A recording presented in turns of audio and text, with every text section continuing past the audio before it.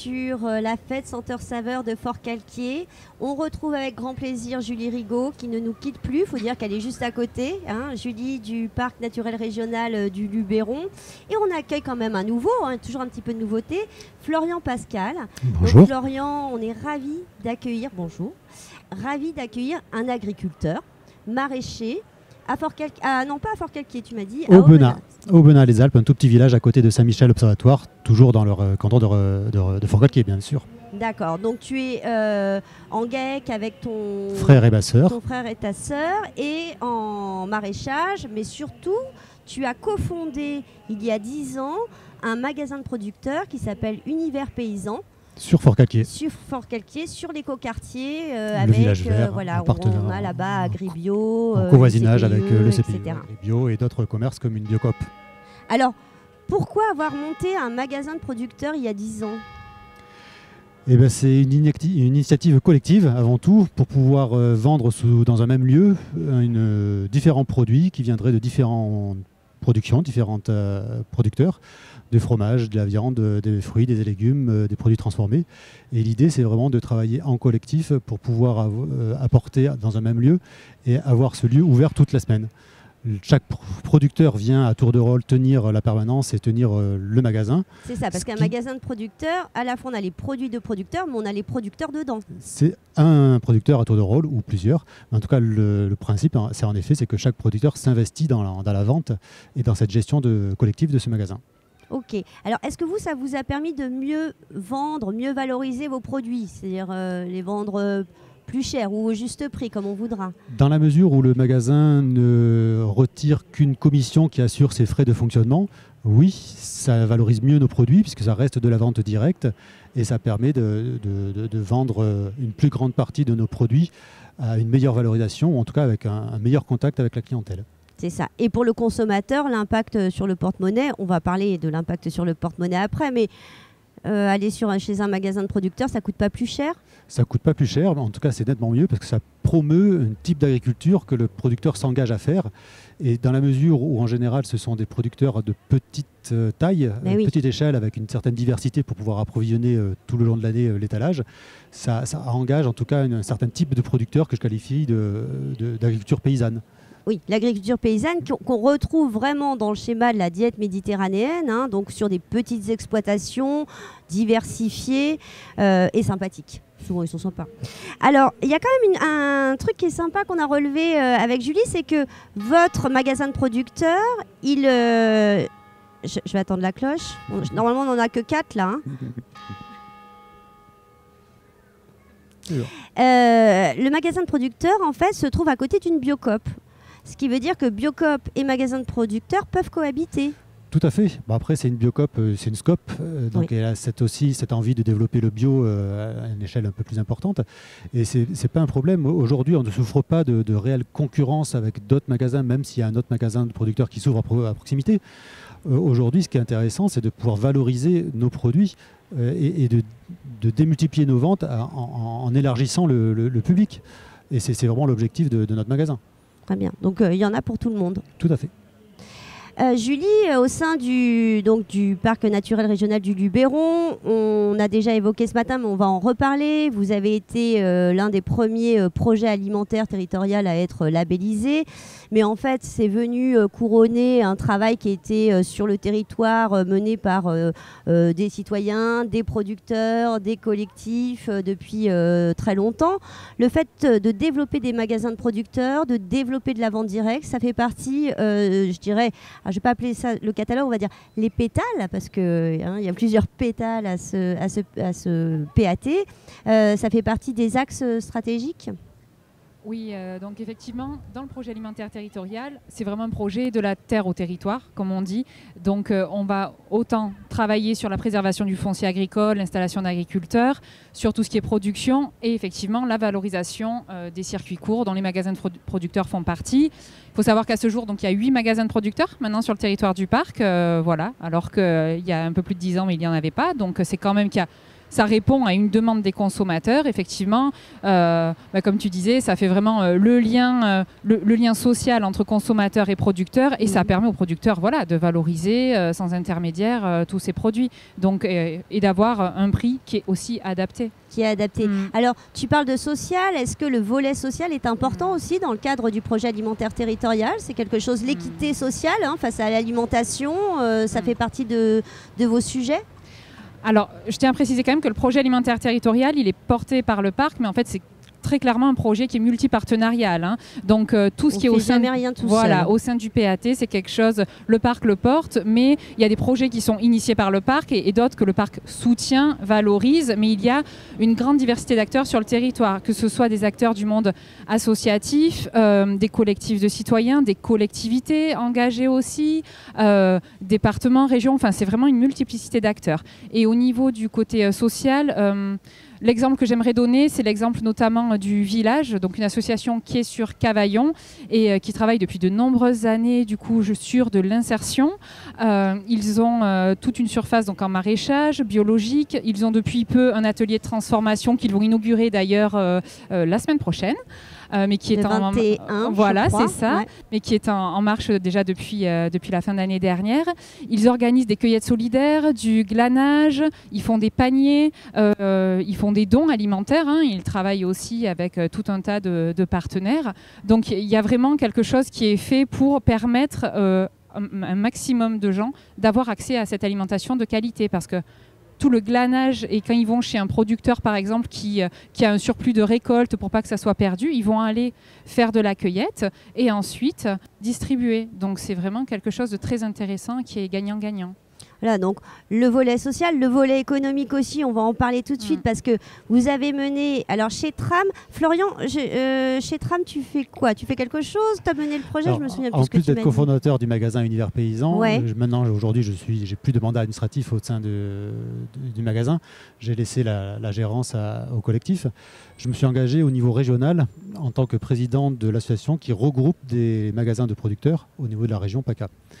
Et à ce titre-là, on a fait appel à Tram, qui nous met à disposition des moyens en termes humains. Là, on peut peut-être rappeler ce qu'est Tram pour les gens qui... Tram est un homme VAR, c'est un organisme à vocation de développement agricole, plus spécialisé dans le collectif. C'est-à-dire qu'ils vont mettre à disposition des moyens pour que les collectifs puissent assurer leur activité. Et là, on est en plein dedans, puisque nous, magasin de producteurs, on ne fonctionne que par collectif.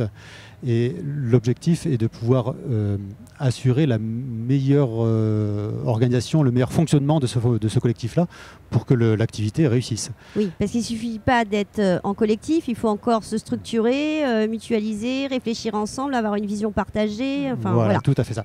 Et au niveau régional, donc, depuis 5 ans, on a développé cette association-là pour pouvoir démultiplier les magasins de producteurs sur le territoire, mais aussi mutualiser les moyens et surtout aussi diffuser les compétences. Un agriculteur, il est très bon aujourd'hui à produire, il est aussi bon, c'est déjà pas mal, il peut être bon aussi à vendre, mais après, être un bon communicant ou un bon gestionnaire de magasins, de structures collectives, c'est nettement plus compliqué. Donc l'association a vraiment pour objectif de développer et de mettre à disposition ces moyens-là qui sont les clés de réussite d'un magasin de producteurs. Et donc vous avez mené une enquête, une étude. En fait, l'objectif de cette étude-là, qui a été financée par le programme Leader et donc portée par Tram au niveau de notre région, c'est étudier l'impact économique, les retombées économiques d'un magasin de producteurs sur son territoire. Donc l'étude a été menée sur le territoire du parc du Luberon, puisqu'on a eu un financement avec le GAL Luberon. Et donc on a étudié dans 5 magasins de producteurs quels était le cheminement de l'argent qui était dépensé par un client, et à savoir où est-ce qu'allait cet argent-là, est-ce qu'il va être réutilisé sur le territoire ou pas. Alors à l'échelon du magasin, mais aussi à l'échelon des producteurs, voire même des salariés de magasins de producteurs. On n'est pas encore allé chez les clients pour étudier leur budget, mais en tout cas l'étude est menée sur 3 niveaux. Le niveau où le client dépense son argent au magasin, le niveau où le magasin dépense son argent et le niveau où l'agriculteur dépense son argent. Et en fait, on se rend compte que pour 1 euro dépensé dans un magasin de producteur, il y a jusqu'à presque 2,8 euros redépensés sur le même territoire. Quand on parle de territoire, c'est à moins de 30 km autour du circuit. Donc c'est vraiment très localisé. Okay. Tout à fait. Donc on est vraiment là. Alors on aura une restitution officielle courant novembre de cette étude. On donne quelques indicateurs là. Mais on a la démonstration qu'effectivement, en encourageant vente directe, magasins de producteurs, enfin en relocalisant finalement notre agriculture, nos modes de distribution, on relocalise notre économie. Tout à fait. Julie, sur le projet alimentaire territorial, on a évoqué là le volet qui concerne, je dirais, la distribution, mais est-ce que tu peux juste nous rappeler un petit peu, parce que finalement, vous travaillez avec les écoles, il y a un volet pédagogique, je les ai plus en tête, tu vois, il y en a combien Ouais, 6, regarde. Oh, pardon, oui, désolée, j'oublie. Oui. Donc, quels sont les grands axes sur lesquels vous travaillez avec le projet alimentaire territorial? D'accord. Donc, effectivement, le projet alimentaire territorial, on le schématise sous format de fleurs avec 6 pétales. Donc, le premier, ce que j'évoquais tout à l'heure, c'était vraiment le foncier, qui est un enjeu très, très important.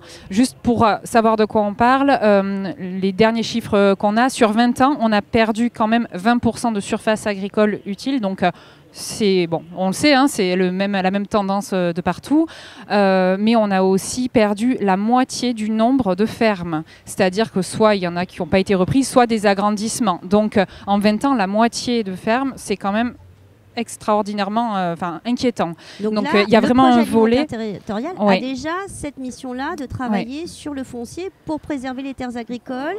Voilà, il y a la création de ZAP par exemple, donc de zones agricoles protégées. À chaque fois, encore une fois, c'est pas que le parc, c'est avec les collectivités, avec la SAFER, Terre de Liens, les ADR. Non mais voilà, c'est là pour le côté foncier, parce qu'il y a un réel enjeu déjà à assurer la transmission des fermes, l'installation évidemment, mais déjà la transmission, que les terres qui sont actuellement cultivées continuent à l'être.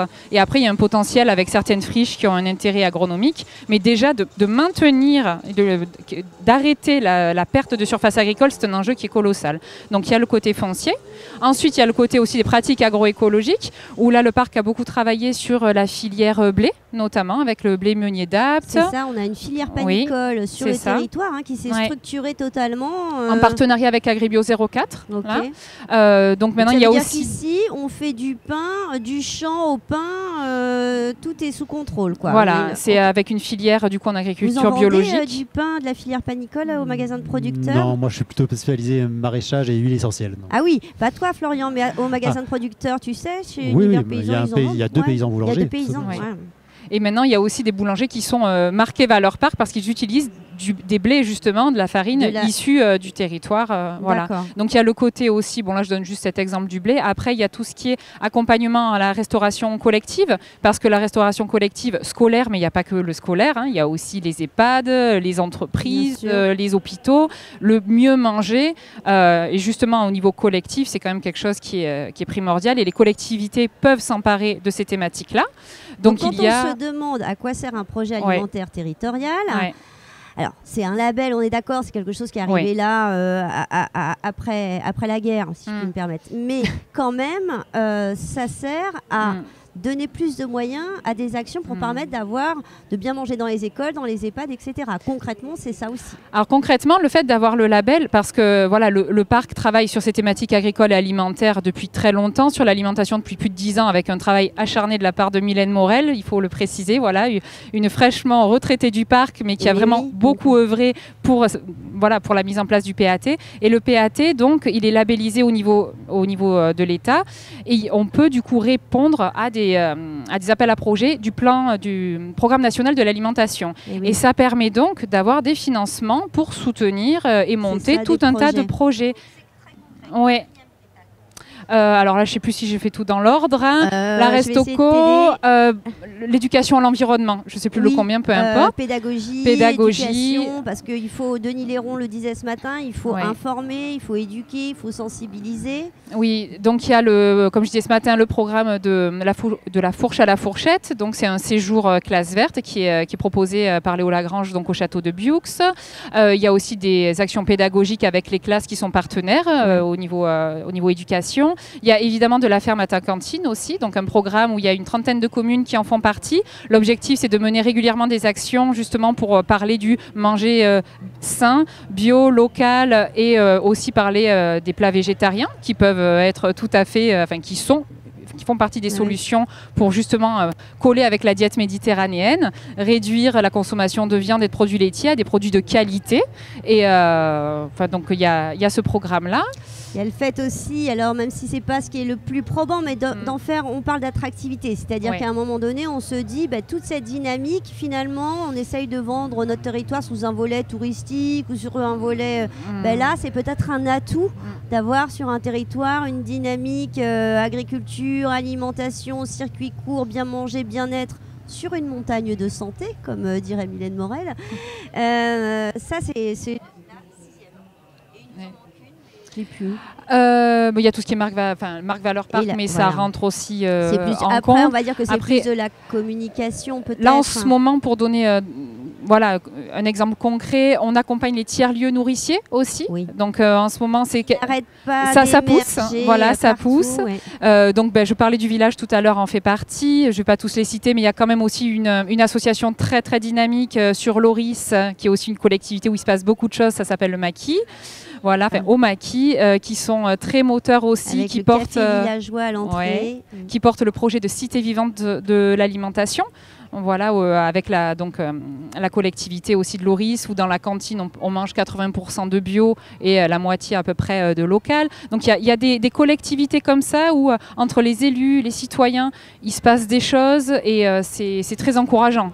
C'est possible. On est vraiment, on est vraiment sur le. C'est pas pour rien que Forcalquier. Alors est-ce que c'est Forcalquier, est-ce que ça pouvait être Loris, est-ce que peu importe. Après tout, l'important c'est que ici, depuis de nombreuses années, il y a des initiatives qui viennent des agriculteurs, des consommateurs, des citoyens, des élus aussi, ça arrive, et qui vont dans le sens de ce que Karine nous enseigne depuis ce matin, à savoir la diète méditerranéenne, puisqu'il s'agit d'un vrai mode de vie et que c'est en se rapprochant, en tout cas en mettant en œuvre des initiatives comme celle-ci, qu'on peut se rapprocher de la diète méditerranéenne. Alors, je voulais juste finir parce que je vous invite tous, où que vous êtes, Marseillais, Marseillaises, même Parisiens, c'est bientôt les vacances, à consulter le programme d'un festival exceptionnel qui s'appelle Vivant. Je ne sais pas si on le voit là, on le voit pas bien Lolo, comme ça, je sais pas, merci. Voilà, du 11 au 18 novembre, donc il y a plein de choses, il s'est déjà passé beaucoup de choses, mais ça va d'ateliers cuisine par enfant, évidemment des conférences sur se nourrir dans le monde. Voilà, vous allez retrouver toutes les infos. Et je trouve que c'est une belle vitrine de tout ce qui se passe ici. Donc venez découvrir le Luberon, Forcalquier. Allez manger des fruits, des légumes surtout, de Florian au magasin Univers Paysan. Lolo Ismar, il dit ça y est, il raconte n'importe quoi. Je vais laisser la place à Karine, elle est beaucoup plus professionnelle que moi. On vous dit à tout à l'heure et je crois qu'après on va parler cuisine. À tout à l'heure. Merci. Merci à vous. Merci.